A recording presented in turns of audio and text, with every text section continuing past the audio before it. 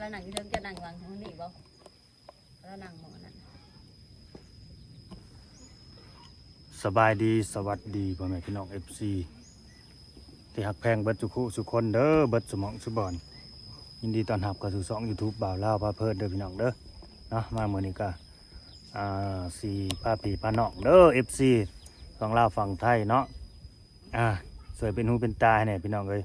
มาประกาศตามหาลูกเพิ่นเนาะของยายคนหนึ่งเนาะของป้าคนหนึ่งเนาะที่แรกก็ว่าสิเข้ามาสอบถามถึงเรื่องเล่าชีวิตการเป็นอยู่ของเพิ่นนั่นแหละพี่น้องเอ้ยพอเข้ามาแล้วเพราะว่าอยากให้ประกาศตามหาลูกให้แน่แล้วว่ะบ้านนี้ก็สิประกาศตามหาลูกเราให้เนาะแต่เพิ่นก็มีฮูกพี่น้องเอ้ยเพิ่นมีฮูกลูกของเพิ่นเนาะส่วนว่าลูกกับเพิ่นน่ะพัดภาคจากกันแต่อายุจักปีเดี๋ยวจังไปสอบถามแล้วก็ไปสัมภาษณ์เพิ่นทำความรู้จักเพิ่นไปพร้อมๆกันพี่น้องเอ้ยเนาะบ่ได้เข้าเบิ่งมาส้มก็ฝากกดไลค์กดแชร์กดติดตามแล้วก็เบิ่งคลิปยาวให้เด้อพี่น้องเด้อเบิ่งโฆษณาให้นะแม่เนาะบ่หลายอย่าห่างเนาะตอนนี้ก็ฮอดมาถึงสถานที่เนาะบ่อนอยู่บ่อนเซาของเพิ่นเป็นที่เรียบร้อยพี่น้องเอ้ยไปนี่แหละพี่น้องเอ้ยเนาะเพิ่นก็นั่งอยู่แหละเนาะสำหรับแม่ป้าเนาะเชื่อแม่ป้าหรือแม่เฒ่าก็ได้ที่ว่าผัวเพิ่นตุยพี่น้องเอ้ยเนาะว่าอะไรสบายดีป้าสบายดีโดยสบายดีเนาะได้บ่นั่งคักดีพี่น้องเอ้ยเดี๋ยวเฮาสิให้เจ้ายับเข้าไปอีกนะเฮาสิได้นั่งนำเดี๋ยวนี้โอเคได้แล้วนี่แหละเพราะว่าคันเฮาสิยืนบัดเพื่อสิถามกันครบพี่น้องเอ้ยเย็นนี่ดีเนาะลมเดี๋ยวนี้ชื่อป้ายังเนาะชื่อยายนาแม่นโอ้ยายนายังมาประกาศตามหาลูกสมบ่แม่นอยู่ลูกบ่ได้เห็นกันจักปีแล้วกับลูกนี่ก็มาอยู่บ้านนี่ก็2 ปีแล้ว2 ปีจ้ะจะเข้า3 ปีแล้วจ้ะประมาณ 2-3 ปีเนาะแม่นอยู่คิดว่าตอนนี้เนี่ยเขาอายุประมาณเท่าไหร่แหละยายนาคนโตประมาณ30แต่คนที่2ประมาณอายุ25โอ้คนที่3อายุ20ปีแล้วประมาณ20เนาะประมาณ20ปีพี่น้องเอ้ย20 25 30คนโตแต่ว่าฮูบตอนใหญ่นี่เจ้าบ่มีเนาะฮูบตอนโตกันนี่เนาะมีแต่ตอนน้อยมีแต่ฮูบตอนน้อยๆพี่น้องเอ้ยตอนใหญ่ตอนโตแล้วบัดนี้แต่ตอนน้อย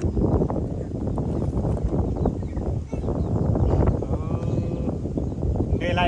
ที่เฮาซื้อเฮ็ดซื้อยังนำเขาเจ้าก็เข้ามานี่เลยสิมาซื้อต่อเลยนะครับใช้มีฮูบเพิ่นบ่ใช้เบิ่งฮูบนะเอามาให้เบิ่งดูอันนี้คนที่3โก้ยพี่น้องเอ้ยบาทนี่ฮูบพี่น้องว่าได้โฟกัสเนาะนี่ได้ฮูบคนที่3บ่นี่ผู้น้อยเนาะที่ว่าอายุ20 ปีเนาะเอาผู้ที่2มาดูบัดนี้ผู้ที่2นะมันบ่ชัดนี่อยู่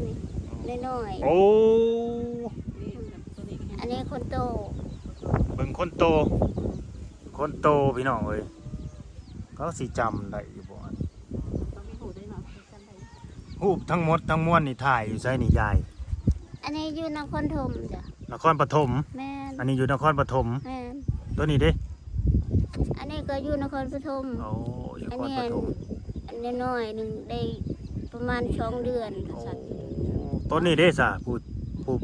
ผู้นี้น่ะก็ไทยอยู่นครปฐมเกินนครปฐมแม่นเข้าโรงเรียนอยู่ดอกลูก3คนนี่พอเดียวกันเบิดบ่คนละพอเบิดเลยนี่คนนี้น่ะพ่อไทยแม่นเลิกกันพอเป็นคนไทย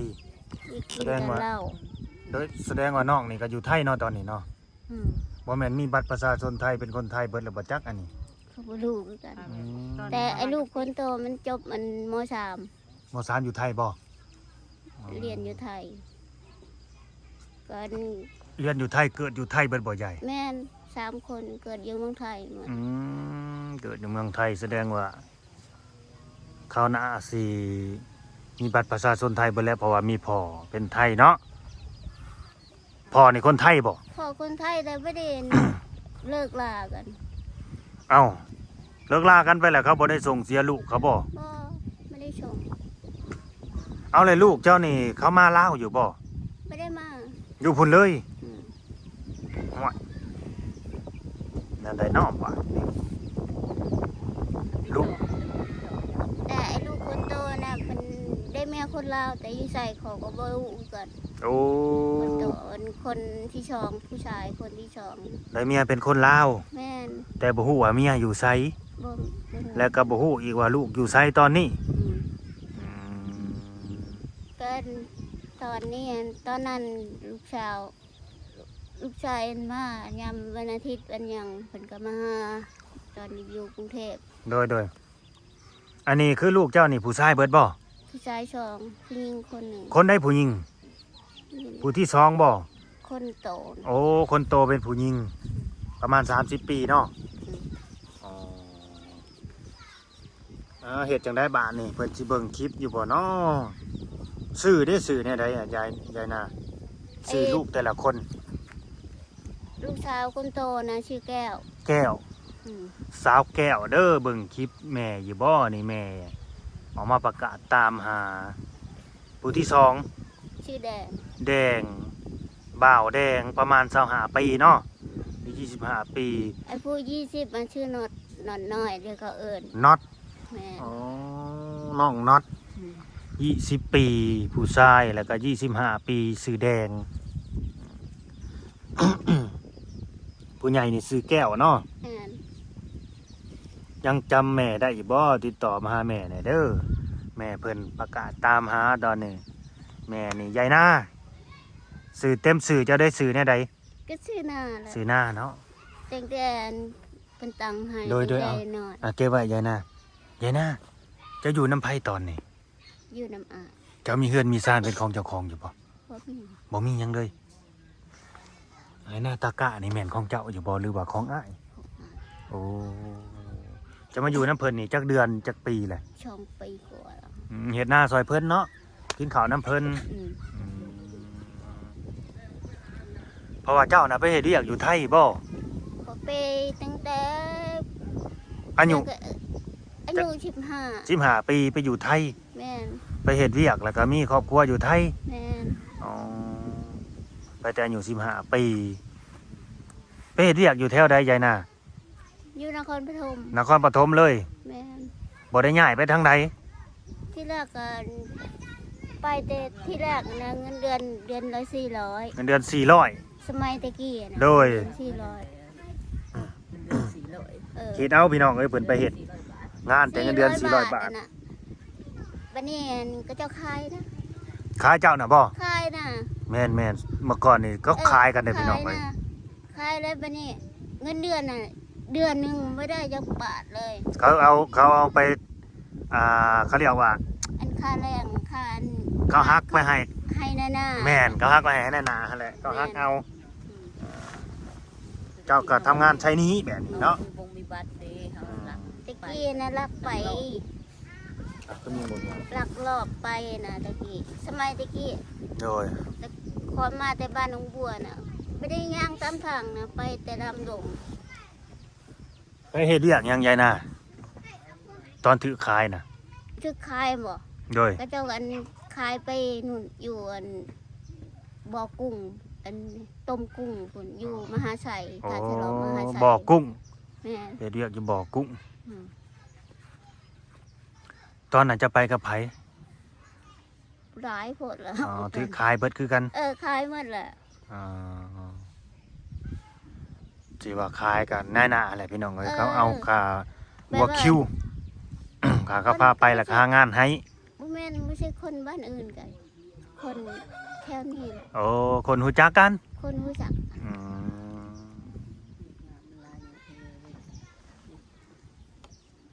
เรานี่เราไปอยู่ไทยพี่น้องเลยเนาะไปทำการทำงานแล้วก็มีครอบครัวอยู่ไทย ตอนนี้อายุจักปีแล้วโทษเด้อยายนา 50 50บ่ แม่น บ่เลยบ่ บ่บ่ได้เลย ประมาณ50เนาะ อืม แล้วจะกลับมาอยู่น้ำอ้ายนี่จะกลับมาบ้านเฮาซะเอาง่ายๆซะ อืม ได้จักปีเลยกลับมาแต่ปีใด พศ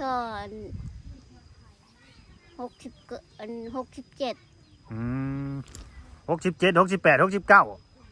เดี๋ยวนี้69ได้ อืม จะมาพศ67มันก็2ปีแล้วว่า อืม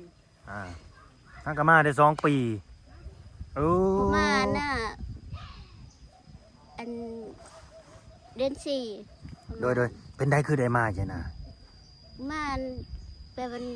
แข้งขาตะกองก็บ่ไหวหรอก โอ้ ปวดแข้งปวดขา บ่ค่อยแข็งแห้งแล้วก็เลยมา อืม อ่าๆแล้วผัวจะได้สะโทษเด้อซะ เป็นกระเสีย ผัวก็เสียอยู่พุ่น อืม แล้วบ่มีผู้พาเฮ็ดพาทำเนาะบ่มีผู้หาพาหาแหละมีแต่เจ้าแบบนี้เนาะก็เลยมาบ่ อืม และลูกในตอนที่อยู่พุ่นน่ะก็ติดต่อกันได้ไปมาหากันปกติ โต บ่ กันได้อันก็มีอันเฟซมีหลายเขาวันนี้อันมานั้นไม่ได้อันชิมมันน่ะมันมาหาบ่เห็นมันนี่ชิม โอ้ ชิมนั้นชิมไทยอ่ะน่ะ ซิมไทยที่เบอร์ที่ติดต่อกับลูกนั่น แม่น อ่า วันนี้มันหายน่ะ โดย ด้วย โทษเด้อลูกๆนี่ก็เขาก็เคยมาอยู่บ่บ้านเกิดแม่นี่เคยมาอยู่บ่ บ่เคย บ่มีไปเคยมาจากคนเลยแล้วเขาฮอดบ่ฮู้อีก บ่ฮู้ก่อน ลำบากแท้พี่น้องเอ้ยแบบนี้ ขาดการติดต่อกันเลย อ๋อก็ขาดการติดต่อกัน2 ปี คือเรามาบ้านนี่ติดต่อบ่ได้พี่น้องเอ้ยลูกก็บ่ฮู้อีกนี่เอาง่ายๆซะ ช่วงนั้นน่ะโทรไปแต่บ่รับช่วงนั้นช่วงมาใหม่ๆ ติดบ่ ติดอยู่แต่บ่รับ โทรเบอร์หรือโทรเฟซไป โทรอันเพจ อืมบ่รับแล้วก็บ่โทรกลับมาอีก คอยโทรไปอีกวันนี้ โทรไป เปลี่ยนเบอร์เปลี่ยนเพจไหมนี่ยังบ่รู้เรื่องโทรไปอีกบ่ติด ลูกแต่ละคนนี่เขามีครอบครัวเบิดแล้วบ่หรือยังทำการทำงานอยู่ ไอ้2 คนน่ะมีแล้ว ไอ้คนที่อายุ20น่ะยังบ่มีตอนนั้น อ๋อ แต่ก็มีอยู่ผู้สาวคบหากันอยู่ โดยเธอเด้อยายหน้าเจ้าก็บ่ได้มีโรคประจำตัวหยังบ่ ก็มีโรคประจำตัวก็มีแบบมันจะวูบจะหยัง เวลาเป็นวูบบ่ อืม เฮ็ดได้นั่งร้ายบ่ลุกขึ้นเลยวูบแบบนี้บ่หน้ามืดไปเลยนี่ ห บ่ น้ามืด หมอน้อยๆเอาเขาไปใส่อันนั้นไปเกลือไก่บ่ อันหลาน ลูกของหลานสาว อยู่กับไผอันนั้น แม่เพื่อนอยู่ที่หลาน อันนี้เด้อบ่าวลาวสิเว้าเด้อชีวิตเจ้าตอนนี้นี่ถือว่าเขาเรียกว่าหลังพิงผาเด้แบบบ่เหลือหยังบ่มีหยังสักอย่างนะแม่นบ่มีแต่อาศัยน้ำเพิ่นอยู่ซื่อๆสมว่าอาศัยเพิ่นแล้วเฮาบ่มีหยังเด้ซะอยู่น้ำอ้ายเนาะ อืม อืมหน้าแท้นี่คือสิงามเนาะเวลายามน่ะเนาะ อืม แบบมันเป็นแบบแนวใดมันเป็นทรายห้องบ่น้ำค่ำบ่แท้นี่ น้ำคำนี่เสื้อนี่ อืมแต่ว่าเขาเจ้านิยมเฮ็ดนาดำเนาะแท้นี่เนาะก็คือแถวเฮาเฮ็ดนาหวานเออ ทำแล้วบ่ได้ กลางเว้นนี่ออกมาอยู่หน้าบ่ใช่น่ะ แม่น กลางคืนหรือมานอนอยู่พุ่น นอนอยู่เฮือน จักคนสะนอนอยู่นี่กลางคืน ก็หลานก็ลูกก็เจ้า พี่นางเจ้าก็มานอนพุ่นบ่คนน่ะบ่อายจะนั่งในเตียงน่ะบ่ มีอยู่2 คนนั่นแหละก็เป็นน้องสาวลาวกันบ้านนั้นอยู่พูนอยู่บ้านหนองบัวบ้านเกิด น้องบัวใช้อันน่ะ พูนหนองบัว เมืองหยัง เมืองจำพรแข้งสวรรณเขต บ้านหนองบัวเมืองจำพรทางใดน้องบ้านน้อง บ้าน หนองบัวเชียงวานนั่นแหละ อืม อืม บ้านเพราะบ้านนั้น บ้านพ่อบ้านกี้ เออ อยู่เมืองจำพรใด อืม คือว่าทางขึ้นสวรรค์ แต่ว่าเขาว่าทางไปสินทางนั้นแต่ก็บ่จักคือกันเพราะว่ามันอยู่ทางใดทางสินทางสินขึ้นทางสินทางสวรรค์ อืม นี่คือกันอยู่ตรงนั้น ใครบอก เพราะว่ามันมีคนในบ้านนะครับบ้านก็ทางนั้นบัว การแอนอ่ะกับบ้านน้องบัวแหละเกิดอยู่บ้านน้องบัว ลูกอาตะคอยแอนน่ะ อืม เป็นไปเอาผัวอยู่บ้านกำ ลูก เทา อา เออ ลูกน้องสาวพ่อเนาะ เออ โทษเด้อยายนาเจ้าก็มีงัวมีควายเป็นของเจ้าจะบอกอยู่นี่ บ่มี จะมีหยังในสัตว์เลี้ยงของเจ้า ผมบ่มีหยัง มีแต่โต มีโต จะมาแต่ไทยจะมีเงินติดตัวมาเท่าใด ตอนนั้นน่ะว่ะ โดย ได้มีเงินมื้อเดียว โอ้หักคือสิเบิดแล้วเนาะว่านี่เนาะ โอ้ยเงินมื้อหนึงอ่ะก็หมดเลยก็หากินไปโทรศัพท์ โดยคู่มื้อนี่เจ้าเฮ็ดหยังสหาหยังแนวใด ก็เจอก็ไปหาเฮ็ดหาหอนขาย พอได้ขายน้ำเขาอยู่บ่ ได้40,000เมื่อวานนี้ก็ได้40,000มื้อนี้ก็ได้35,000 ขายอยู่ไสขายน่ะ โอ้ บ่ได้ออกไปขาย หรือเขามาซื้อ มันรัดชื่อน่ะ อืม มีเท่าไหร่อะมียังอ่ะน้ำไม้เอ้ยยั โอ้ งเครียดขึ้น แสดงว่า2คนบางได้มาซื้ออันนี้บ่เอาไปขายอยู่นอกนะ เออ อันนี้ เป็นยังไง เป็นแม่ค้ามาขายต่ออยู่นอกเลยเพราะว่าเขาเจ้ามีรถเนาะคือเจ้าสิออกไปมันไกลเติบเด้อนี่เอาไปขายหั่นเนาะ ใกล้เติบอยู่ โทรไปโทรยังไงแบบอะไรนะถือเขามาซื้อ แม่นจะเห็นอยู่บ่บ่อนเขาขายอยู่หน้าปากทางน่ะทางเข้ามานี่เด้ อืม อันนี้ในข้างทางหั่นเด้มันไกลเติบได้กันคือเฮาบ่มีรถมีหยังออกไปหั่น เอ น่ะ อมีเขาก็ขี่บ่เป็น เขาขี่รถบ่เป็นสมัยตะกี้มันมีหยังจักรยานก็บ่มี โดยเราไปอยู่ไทยหลายแล้วก็เราเว้าไทยนำเด้อพี่น้องเอ้ยยายนานี่เนาะเดี๋ยวไปถือสาเพิ่นเด้อเพิ่นก็เว้าได้เบิดหั่นแหละเราไปอยู่แต่อยู่15ปีเบิ่งดูเราฮักกะมาได้2ปีนี่นี่โทษเด้อยายนาไอ้พ่อของลูกเจ้านี่ผู้เดียวบ่หรือ2คน ชอบ 2คนเนาะ แม่น แต่ว่าผู้หนึงนี่เสียเนาะ แม่น ผู้หนึงนี่ยัง ผู้หนึงก็บ่รู้คือกัน เป็นคนไทยบ่หรือคนลาวอีกคนนี่ เป็นคนไทย อ๋อเลิกกันไปแล้วก็บ่ได้ติดต่อกัน บ่ได้ติดต่อกัน อ๋อเลยผู้ป้าโตนี่หล้านบ่หรือน้อง ร้านเคย โอ้กลางคืนเขาจะนอนอยู่นี่เนาะอันนี้เนาะ อืม แสดงว่าดำนาแล้วเบิดเลยเนาะยายนาเนาะ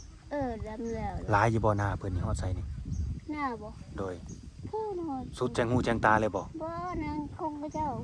ฮอดต้นตาลผู้บ่หรือว่าเลยต้นตาลลงไป เลยต้นตาลไปนี่ก็ขึ้นนี่พูนขึ้นหอดปราสาท อ๋อโดยเอ้ามีปราสาทบ่อยู่นี่ เออ เขาเด้อดินดอนเนี่ยแบบว่ามูลมั่งพ่อแม่นี่นะ แม่ บ่มีเลยบ่ อันนี้ก็มูลมังพ่อแม่ เพิ่นปั้นให้ลูกเลยบ่ปั้นให้แล้วแต่ละคน ยังไม่ได้ปั่นเพิ่น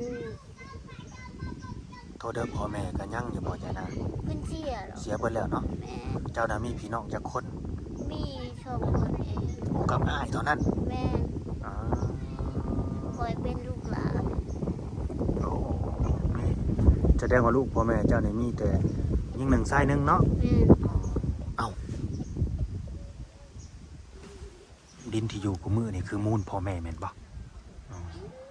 ถ้าสมมติว่าแบ่งปันกันนี่ก็ เจ้ากับอ้ายนี่สิได้คนละครึ่งได้สมมติว่าแบ่งหั้นนะแต่ว่าในกรณีอีกอย่างหนึ่งหรือบางทีเพิ่นสิคิดว่า เจ้านี่บ่ได้มาอยู่เลี้ยงพ่อเลี้ยงแม่นำแล้วแต่เพิ่นสิให้ซ้ำใดหรือว่าเพิ่นบ่ให้แล้วก็เฮาก็เฮ็ดหยังบ่ได้เด้ยายเนาะเจ้าสิไปสู้ไปเถียงเฮาก็ได้อยู่คันเฮาแบบแนวใดคันว่าอยากเป็นถ้อยเป็นความกันนะแต่ก็ถ้าตามหลักแล้วเพิ่นก็ต้องแบ่งให้เจ้านำหั่นแหละบ่ได้อยู่ได้เศร้าหั่นนะแบบมันเป็นดินของพ่อแม่บ่มีอ้ายเอื้อยคนใดสิใจจืดใจดำตี้บ่ให้น้องนำหั่นนะบ่ให้น้องจักหน่อยเลยนะประมาณนี้นะ แม่น ตามหลักมันก็ต้องให้ได้ถึงว่าเฮานี่คือเฮานี่สิไปทำการทำงานเนาะไปอยู่ไทยโดนหลายปีหั้นนะว่ามีครอบมีครัวแล้วคือสิบ่กลับมาอีกหยังประมาณนี้นะเขาคือสิสบายแล้วเนาะมีครอบมีครัวแล้วก็น่าสิบ่ทุกข์บ่ยากบ่ลำบากคือเฮาแล้วและไผสิส่องเห็นเรื่องอนาคตนะเนาะ มันก็ต้องได้กลับมาหากันอีกแนวนี่ก็คือในนี่แหละกลับมาแหละเจ้าก็ต้องมาแบบอาศัยอยู่น้ำเพิ่นสิว่ามากินเห็ดดินมูลดินมั่งพ่อแม่นี่นะเฮ็ดอยู่เฮ็ดกินน้ำอ้ายแต่ว่าช่วงเวลาที่เจ้าไปน่ะแถวนี้มันเป็นไหหน้าเบิดแล้วบ่ ยัง ยัง เป็นป่า นั่นดิเพิ่นบัดมาเบิกมา20 บาทนี่เพิ่นสิคิดไปแบบนั้นเด้แต่ว่าตอนจะไปนี่พ่อแม่ก็ยังตี ยังอยู่ อ๋อช่วงเพิ่นเสียหลายปีแล้วบ่ อีแม่มันเชื่อกันประมาณ40 กว่าปีอยู่ 40 กว่าปีเลยพ่อได้ซะ พ่อประมาณ3-4 ปี หากก็3-4 ปี ตอนเพิ่นเสียน่ะเจ้าก็ฮู้ข่าวอยู่บ่อ๋อแบบติดต่อกันบ่ได้บ่ ก็เลยส่งข่าวกันบ่ได้เนาะและอ้ายเพิ่นก็บ่ได้ว่าหยังบ่น้องกลับมาแบบนี้เพิ่นก็ยินดีนํอยู่บ่ ได้ว่าหยัง เพิ่นบ่ได้เว้าแนวใดติเพราะว่าบ่เหลือไผเลยเนาะน้องสาวผู้เดียวนี่นะบ่เหลือไผแล้ว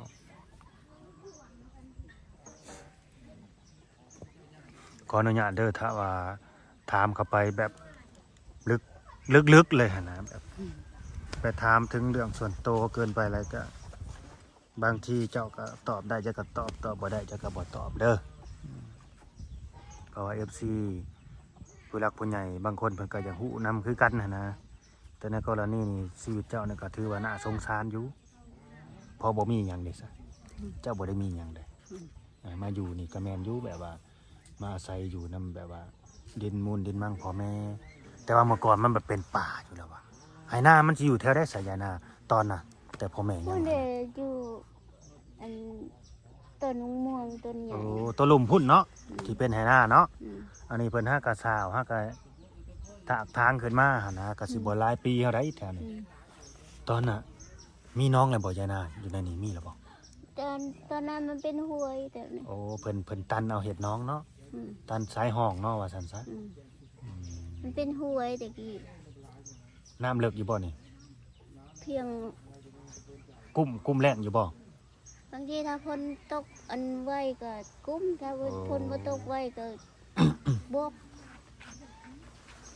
อันนี้มัน โดยอันนี่ซะบ่ได้มีควายบ่เพิ่นมีแต่งัวบ่อยู่นี่ควายก็มีบ่ ควายก็มีควายร้านเช้า โอ้ของหลานเบิดเนาะของอ้ายน่ะมีอยู่บ่ บ่มีแต่งู อ๋ออ้ายกับพี่นางเจ้าเนาะ อืม โทษเด้ออ้ายกับพี่นางนี่เพิ่นมีลูกจักคนใหญ่นะ มีหลายคน โอ้ลูกเพิ่นหลายบ่ส่วนมาก ผู้ชาย2 คนผู้ชายคนหนึงเพิ่นก็ไปเอาเมียอยู่บ้าน เขาเจ้าออกครอบมาครัวเลยเนาะ อืม ผู้หญิงเด้ ผู้หญิงกันเด้อคนหนึงก็ยังบ่มีผัว เออลูกระเบิดบ่อน่ะบ่ได้มีร้านจักคนบ่ มีหลาน2 คนที่อันที่เมื่อกี้เนี่ยนะ ที่แลนด์มาน่ะบ่ที่นั่งอยู่หั่นน่ะบ่ ที่เจะทำแบบอันไม่ใช่ชุน่าน่ะ โอ้ เดี๋ยว ร้านบ่ ร้านน่ะ อ่า ร้านสาว โดย อันนั้นก็เป็นอันนั้นร้านสาวคนโตก็มีอันผัวเขาอยู่บ้านนุ่นยาง อืม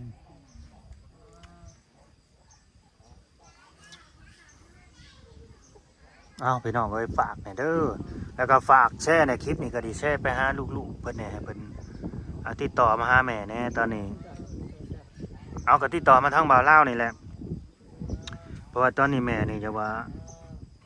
โอ้ยก็สิว่าลำบากแน่แหละพี่น้องเอ้ยบ่มีหยังบ่มีหยังสักอย่างหั้นนะอาศัยอยู่นำอ้ายเราก็มีเคราะห์มีครัวเนาะเราก็ลูกหลานเราแตกเต็มบึนๆอยู่มันก็ว่าอันไหนตรงๆว่าตามความจริงเลยได้บ่เราอยู่กับอ้ายกับเอื้อยมันก็บ่คือเฮาอยู่กับครอบกับครัวเฮาได้กับลูกกับหลานเฮานั่นนี่ได้ลูกของเฮาหั่นนะแม่นบ่ อืม บางทีเฮาไปอยู่นำกันหลายคนมันก็อึดอัดมันลำบากใจได้แม่นบ่ แ เจ้าสบายใจอยู่บ่เอาค่อยถามเจ้าอย่าจุน กันทางมันก็บ่สบายหรอก เจ้าอึดอัดอยู่บ่ อืม ห่านแล้วบางทีมันก็มีได้แนวนั้นแนวนี้ในหูเฮามันมีได้เสือบ่ มันก็ต้องมี มันต้องมีได้ มันอยู่หลายคนนะมันก็ต้องมี ถึงอ้ายเฮานี่โอเคอยู่สมมุติว่าอ้ายเฮาโอเคบรรลุหลานเพิ่นน่ะนะมันมีหลายอย่าง ก็ต้องมี แม่นมันเป็นจังซั่นมันเป็นเรื่องธรรมดา อืม เรื่องธรรมชาติพี่น้องเอ้ย อืม มันก็บ่ดีเสมอไปแล้วก็บ่ดีเสมอไปหั่นนะแต่ก็จักสิเฮ็ดแนวใดแหละมัน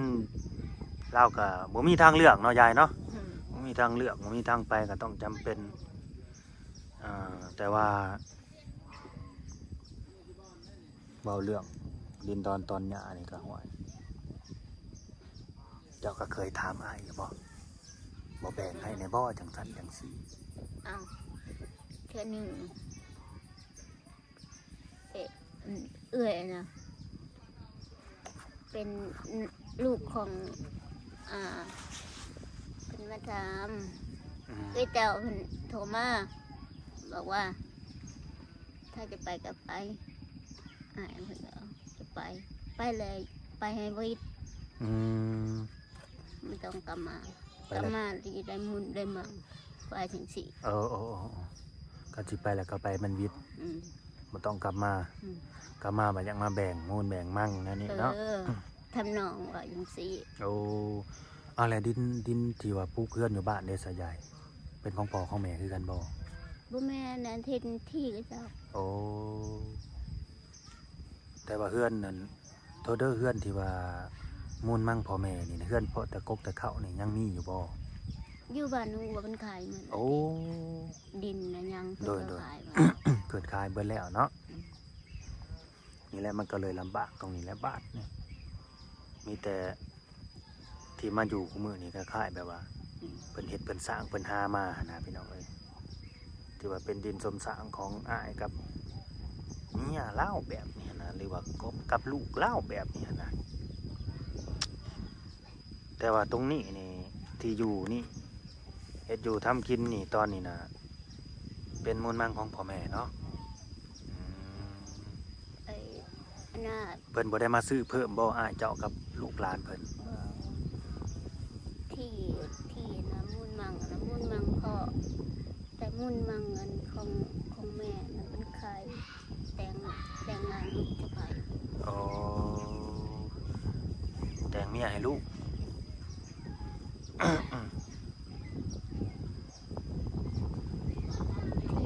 ที่อยู่บ้านหนองบัวที่ร้ายแต่ก็มันขาย ขายขายพ่อกับแม่บ่ อ้ายขายเพิ่นขายมาเฮ็ดหยังบัดนี้ เป็นขายแล้วเพิ่นยังมาอยู่นี่ เออขายมาหาซื้อบ่อนใหม่ไปนี่เนาะง่ายบอลอยู่ว่าซั่นซะ อืม กินข้าวเที่ยงแล้วบ่เจ้าก็ดิ กินแล้ว อ๋อกินกันหยังกับเฮ็ดนั่นแหละเนาะ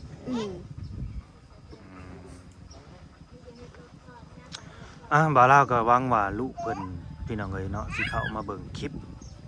ของแม่เนาะแต่ว่าโทรศัพท์เจ้าก็มีอยู่บ่เดี๋ยวนี้ โทรศัพท์ข่อยมันพังตั้งแต่ข่อยไปเผาพี่นางเพิ่นน่ะอยู่หมออยู่สวรรค์ โอ้ มันพังอันนี้ เอามันฟังแล้วก็บ่เห็นเฟซเห็นหยังของลูกเลยเนาะ เมื่อแล้ว นอกจากสิไปซ้อมหรือจังสิเห็นว่า ซ่อม เฟซ ก็ต้องเปลี่ยนอันซิมใหม่ซิมมันน่ามันข่อยอันใช้อันรายเดือน ก็ใช้เป็นเดือนผมไม่ได้ใช้เป็นวัน อ๋อ ซิมมันน่ะใช้ราย แต่ว่าใน เดือน โทรศัพท์เครื่องน่ะมีเฟซลูกเจ้าเบิดทุกคนบ่หรือว่ามีผู้เดียว บ่มีแล้ว บ่มี มันหาบ่เห็น อ๋อบ่สมมุติว่าเฮาเอาโทรศัพท์ไปซ่อมแบบนี้แหละมันสิเห็นเฟซหรือว่าเห็นไลน์หรือว่าเห็นเบอร์ลูกๆเจ้าอยู่ในหั่นน่ะ บ่เห็นหรอก บ่เห็น หาคนก็หาคนบ่เห็น บ่เห็นแล้วมันก็เบิดแล้วซะ อืม เบิดโอกาสแล้วครับว่าแนวน่ะนึกว่าเฮาเอาโทรศัพท์ไปซ่อมแล้ว แบบสิเห็นเฟซเขาหนนะที่เคยคุยกันแบบนี้นะบ่เห็นเนาะ อืม อ่ะพี่น้องเอ้ย เดี๋ยวเขาเห็นเขาก็จึงจะจื้อมั้งแม่เขา จื้อเนาะ เอ เขา อ ก็สิจื้อแล้วว่ากันเขาเห็นว่าต้องจื้อแหละเนาะ อืม กองหากระจากกันแค่2 ปีนี่นะ2 ปี3 ปีแบบนี้นะพี่น้องก่อนหน้านั้นก็ติดต่อกันได้ปกติตอนอยู่ไทยเนาะนี่แหละเพิ่งสิมาขาดการติดต่อกันที่เพิ่นมาลาวนี่แหละแล้วก็บ่ฮู้ซ้ำจักเพิ่นสิฮู้หรือบ่ว่าแม่นี่มาลาวแล้วเขาสิฮู้อยู่บ่จะบอกอยู่บ่ บอกดู อ๋อ แต่ลูกสาวนะโทรก็บ่ติด อืมๆบอกลูกชายบอกแต่ลูกชายบ่ สองคนนั่น ลูกชาย2 คนนี่ฮู้ อืม บอกเขาอยู่บ่ว่า บอกว่าแม่ไปอยู่บ้านเลยนะ บอกเขาอยู่บ่ว่าอยู่บ้านใดเมืองใดแขวงใดบอกลูก บอกอยู่ไอ้ลูกชายมันบอกว่า เดี๋ยวหาเงินเนี่ยเดี๋ยวตามไป โอ้ ตามไปแล้วจะรู้ว่าจะกันทางมาแม่ บ่ฮู้ยายฮู้เขาแน่ว่าจะบอกเขาว่า อืม อยู่บ้านนั่นเมืองนี้แขวงนั่นนี่ครับบอกข้อมูลแค่นี้เขาก็มาถึกแล้ว ไอ้กชยบอกไม่ยากแล้วแม่แค่ไปทำมันที่อันหูกไอ้แม่อยู่อันทำงานนะเพิ่นว่า อ๋อเขาฮู้เขามีฮู้เจ้าอยู่เนาะ นี่อยู่ไอ้ลูกสาวนะ ให้มีขึ้นมาติดอยู่กรุงเทพแล้วครับมาหากันเรื่อยลูก โอ้ สาว มาหากันตอนอยู่กรุงเทพ อืม แต่บ่เคยมาลาวจักเถื่อเนาะ บ่ บ่เค เค ย ย มาบ้านของแม่จักเถื่อพี่น้อง บ่ แสดงว่าลูกเรานี่นะเป็นคนไทยเบิดนั่นแหละพี่น้องเอ้ยเพราะว่าเขาเกิดอยู่ไทยได้มีพ่อเป็นคนไทยเบิดนี่เขาน่าสิมีใบแจ้งเกิดแล้วเขาน่าสิเป็นบัตรประชาชนไทยยังได้ทำการทำงานแบบว่าเขาน่าสิกุ้มสิหุ่มเขาเลยแหละเนาะเขาทำงานดีกันเบิดทุกคนบ่ลูกๆเจ้า ไอ้ ฮะ ไอ้ลูกสาวนะอันขายอาหารตามสั่งอยู่กรุงเทพ ขายเองบ่หรือว่าเป็นลูกจ้างเขา เป็นลูกจ้างเขาแล้วเป็นอย่างเขาบ่ โอ้ รู้ เจ้าก็บ่ได้ไปเบิ่งบ่บ่อนลูกเฮ็ดเวียกทำงาน ไม่ได้ไป ตอนอยู่ไทยนะเขาก็ให้เงินใช้อยู่บ่ยาย โทรมากับโอนมาให้เธอ2,000เธอ1,000นึงลูกชายเพิ่นกันมาอาทิตย์หนึงอ่ะน่ะ1,000 โดย เธอละ500 อืมอ่ะพี่น้องเอ้ยจึงได้ก็ฝากเป็นกำลังใจให้บ่าวลาวครับยายหน้านำเด้อพี่น้องเอ้ยเนาะขอบคุณ FC ผู้ที่เข้ามาเบิ่งมาชมจึงได้ก็ขอให้เจ้าได้พบได้เจอกับลูกเจ้าเด้อยายเด้อขอให้เขาติดต่อมาทางบ่าวลาวนี่แหละเนาะ ทางคอมเมนต์มาก็ได้พี่น้องเอ้ยหรือว่ากันว่าฮู้เฟซกับพิมพ์ไว้โหลดเฟซบ่าวลาวเนาะภาษาไทยนั่นแหละบ่าวลาวพาเพิ่นเนาะก็สิเจอแล้วดอกส่วนว่า LINE ID หรือเฟซอิหยังก็เข้าไปเอาในหลังช่อง YouTube มันนั่นแหละในหน้าปกช่อง ก็สิเห็นขึ้นไว้อยู่สุดท้ายก็บ่มีหยังพี่น้องเอ้ยเนาะขอให้ทางยายนาเพิ่นแล้วก็ FC เพิ่นสุขคนเด้อให้อยู่ดีมีแรงสุขภาพแข็งขอบคุณผู้ที่เข้ามาเบิ่งมาชมตั้งแต่ต้นจนจบคลิปพี่น้องเอ้ยเนาะ ฝากกดไลค์กดแชร์กดติดตามถ้าเบิ่งน้ำกันถ้าเกิดเพิ่นได้เจอลูกเพิ่นได้พอลูกเพิ่นเขาก็สิเข้ามาอัปเดตให้เบิ่งคือเก่าพี่น้องเอ้ยแต่ถ้าว่าถ้าเขาติดต่อมาได้ยาย จ้ะ เนาะ ตามมาแหละสบายดียายสบายดีเด้อ